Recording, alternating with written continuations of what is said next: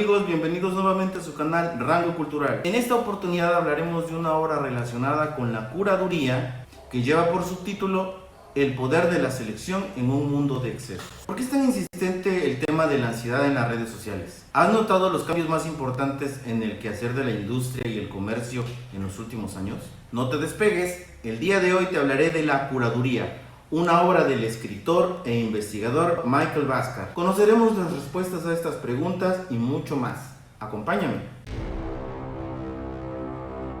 En ella nos explica, desde sus inicios y hasta nuestros días, la pulsión de la curaduría, de cómo ésta se relaciona diariamente con nuestras vidas y de cómo han surgido los cambios más importantes en plena transición de la quinta revolución industrial, pues han sido trastocados los modelos de cola larga para emplazar un nuevo modelo de selección por curaduría, una curaduría enraizada con el arte y la organización desde sus inicios. Bhaskar comienza inventariando la información que cabe en un dispositivo móvil. Haciendo las cuentas, nos presenta una analogía digna de notar. Nos hace saber que el día de hoy llevamos en el bolsillo un celular con más información que la almacenada en la biblioteca de Alejandría allá en los albores de la historia. Así es como comienza este recorrido, transitando por un poco de historia, el capitalismo y la primera revolución industrial. Nos sitúa en un contexto para explorar algunas ideas y descubrimientos que dan sentido y medida al resto de la obra. Una de las principales premisas consiste en la transmutación de la ideología capitalista de la oferta y la demanda. Es así como el autor empieza a introducirnos lentamente a un nuevo paradigma subyacente de la escasez, es decir, la post-escasez.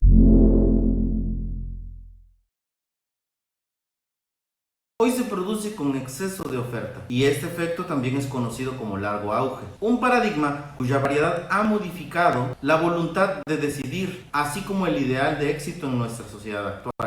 El pensador Arthur Koestler escribió un tratado sobre la creatividad en el que afirma que se trata más de una función de acomodo que de originalidad. Es decir, en pleno largo auge donde se produce con exceso, la creatividad se ha abierto camino mediante la curaduría, donde la innovación descansa más fácilmente sobre la refinación de un producto que sobre una originalidad. En la paradoja de Easterling afirma que algunas personas ricas son más felices, pero no son felices en la medida que son ricas. Asegura que a partir de cierto punto el dinero no contribuye más con la felicidad. Sin embargo, más allá de los debates políticos más cercanos sobre la paradoja de Easterling, los mecanismos subyacentes se entienden muy fácilmente. Por ejemplo, existe la idea de la caminadora hedónica, que consiste en que rápidamente nos acostumbramos a las nuevas posesiones o experiencias y el alboroto y estímulo inicial que producen muy pronto se disminuye. Bhaskar arguye que tenemos un estado fundamental al que volvemos una y otra vez, sin que los factores negativos o positivos nos importen. Lo que alguna vez fue un reluciente abrigo en una elegante boutique, al final se convierte en un abrigo viejo y usado que queda colgado en el perchero del vestíbulo. La novedad y el exceso se vuelven la norma y ya no nos emocionan. Y que además toda esa riqueza genera la presión de estar al día al respecto de lo que tienen los demás. Esa es la naturaleza de los bienes posicionales que dominan crecientemente nuestra economía. Bienes que no se adquieren tanto por su utilidad, sino por lo que dicen por nosotros. Los llamados bienes snob, pues se adquieren por lo que afirman sobre nuestro buen gusto. En relación a esto, el economista Thorstein Veblen acuñó el término consumo conspicuo y se refiere a los bienes que van en contra de los principios económicos y que se hacen más deseables conforme se vuelven más caros. Hans Ulrich Obrist y Stephanie Moisdon son dos de los curadores más celebrados del mundo y son conocidos en la escena del arte como creadores de gustos y tendencias, señala Bhaskar. Tan solo Obrist ha hecho más de 2000 viajes en las últimas décadas. Son curadores poderosos, especialmente Obrist, quien se ha convertido en el modelo de curador contemporáneo. Encabezó la lista de 100 mejores en la revista Art Review Power 100, publicación a la vanguardia de las personas más influyentes. Que un curador encabezara el primer lugar sirvió como indicador de lo lejos que ha llegado la curaduría. De ser poco más que operadores de influencia limitada, los curadores pasaron a ser lo que el alemán llama los papas del arte. La palabra curaduría viene del latín curare, que significa cuidar además de curar y criar. El término tenía ciertos matices políticos. Los curadores eran funcionarios públicos responsables de la infraestructura de algunas cosas, y este significado político hizo eco a lo largo de la historia. El sentido de cuidar fue claro desde los orígenes de los curadores en museos y galerías. Entre los siglos XVI y XVII, los coleccionistas más acaudalados crearon gabinetes de curiosidades, es decir, habitaciones llenas de objetos interesantes, desde instrumentos científicos hasta objetos del mundo antiguo. Ocuparse de estas colecciones sirvió como un trabajo de tiempo completo. Por ejemplo, Elias Ashmole, fundador de Ashmolean Museum en Oxford, fue un típico renacentista polifacético, viajero y soldado que amasó una increíble cantidad de objetos que permanece actualmente en el centro del museo. Con el tiempo, estas colecciones crecieron tanto que se volvieron difíciles de organizar, cuidar y almacenar. En el siglo XVIII se hizo patente la necesidad de una nueva forma de organizar. En la actualidad, la curaduría se ha tornado de una curaduría artística o museística a una curaduría de contenido o contenido web. Los curadores pasaron a ser de curadores museísticos a ser empresarios que deciden las tendencias.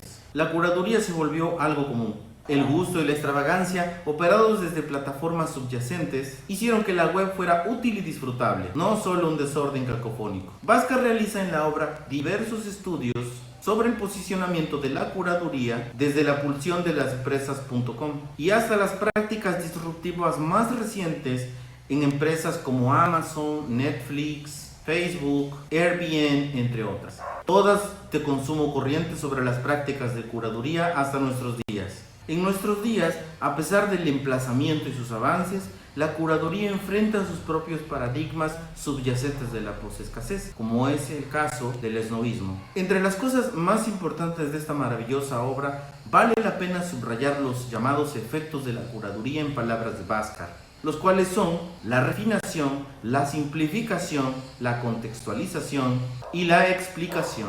La curaduría combina estos efectos en una sola práctica global. Un buen ejemplo de cómo la curaduría apuntala a industrias completas es la economía de las aplicaciones.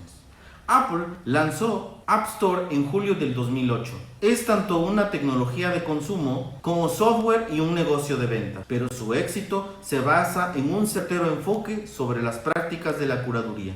El modelo de selección por curaduría describe una de las transiciones más importantes de nuestro tiempo. Y es una evolución, no es un cambio binario. Al respecto del llamado largo auge o exceso de todo, hay que decir que parece no haber espacio para los modelos industriales de cola larga. En la óptica de Bhaskar, el futuro parece ser la selección por curaduría.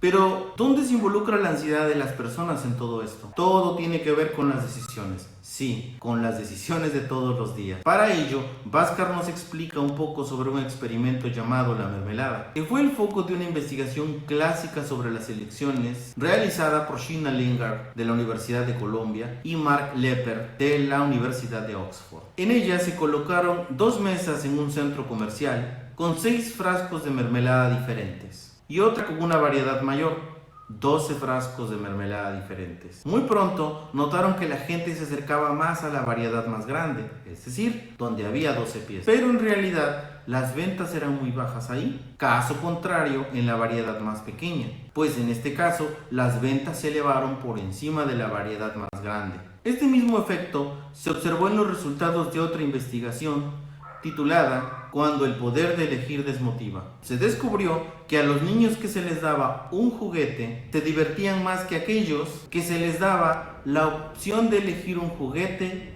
o el juguete que quisieran. ¿Por qué tener más opciones de la mermelada atrae un mayor interés, pero resulta en menores ventas? Schwartz la llama la tiranía de la elección. Para empezar, muchos de nosotros ya no tenemos la pericia gracias a la complejidad engendrada por el largo auge de la abundancia. Además, nuestra habilidad de saber se ve complicada por la mercadotecnia y la publicidad, la cual continuamente activa la llamada heurística de la disponibilidad. Es decir, mientras más nos encontremos con algo disponible, más fácil de recordar se vuelve. Y entre más disponible, es mayor el significado que se le atribuye, sin importar si es algo que tiene o no sentido para nosotros. Se toma así la decisión de no decidir por la aversión a la pérdida. Y es que las pérdidas las sentimos ahora con más fuerza que las ganancias. En otras palabras, La suma de todo consiste que en nuestro tiempo el bienestar también depende de la capacidad de ejercer elección y que por tanto es causa de gran ansiedad el tener que decidir entre opciones sin curar. Y es aquí donde es importante reiterar que el trabajo del curador no solamente consiste en seleccionar, sino en realizar una selección experta. Como afirma la curadora online Mara Popova, el arte de la curaduría no tiene que ver con las piezas individuales, sino con la forma en que estas piezas se encajan unas con otras. La historia que se cuenta al ponerlas juntas, la declaración del contexto del arte y cultura que generan en conjunto. De acuerdo con ella, se trata de un proceso de detección de patrones. La selección del producto y el contexto en que se enmarca influyen en nuestras decisiones, pues la ciencia de las decisiones con frecuencia se trata del acomodo y es una herramienta crucial para guiar a las personas en un contexto de saturación. El marco es un principio que afirma que nuestro acercamiento a las cosas no ocurre de manera neutral. Todo lo que vemos o experimentamos está de una forma u otra enmarcado por sus alrededores. Nuestro comportamiento y la forma en la que comprendemos nuestro alrededor es el resultado de la manera en la que se nos presenta el mundo. La curaduría es adaptativa, lo que Nicolás Nassim Taleb ha llamado antifrágil, es decir, mientras más se le exige, más fuerte se vuelve. La buena curaduría involucra experiencia, buen gusto y buen juicio. Es la curaduría la que hace que menos sea más. La curaduría llegó para quedarse. Conclusión. Al margen de la quinta revolución industrial, nos encontramos de cara al largo auge de la abundancia y la postescasez, quien nos inscribe en un nuevo paradigma que afecta a nuestras vidas. La curaduría pisa cada vez con más fuerza su emplazamiento vertical a nuestra realidad y ascendiendo a la transversalización. Es patente en nuestras vidas de formas que no percibimos, al vestirnos, al bañarnos, al realizar nuestras compras o mirar el contenido de entretenimiento de las principales cadenas como Netflix, Amazon, Airbnb, entre otras. Michael Bhaskar no sugiere en esta obra que la pulsión de la curaduría sea una solución al problema del exceso de producción en lo absoluto, pero sí sugiere que es nacida de su contrario. Y es muy atinado decir que la curaduría nos puede ayudar con mejorar la experiencia del caos en nuestro tiempo. La curaduría viene haciendo camino y como una respuesta a este nuevo contexto, colgada de los usos heurísticos para mejorar y eficientar el tiempo en nuestras vidas, aunque en sus formas más agitadas y hacia el futuro, solo reiteran nuestra necesidad sobre su consumo frente a la entropía del largo auge de la abundancia. Esta maravillosa obra de Michael Bhaskar nos recuerda que todo aquello que existe debe ser refinado y debe ser seleccionado mediante una óptica experta, una selección experta que lubrique nuestra transición hacia la siguiente transformación de la industria. Suscríbete a mi canal y cuéntame si quieres que analicemos alguna otra obra. Y sígueme por mis redes sociales. Hasta luego.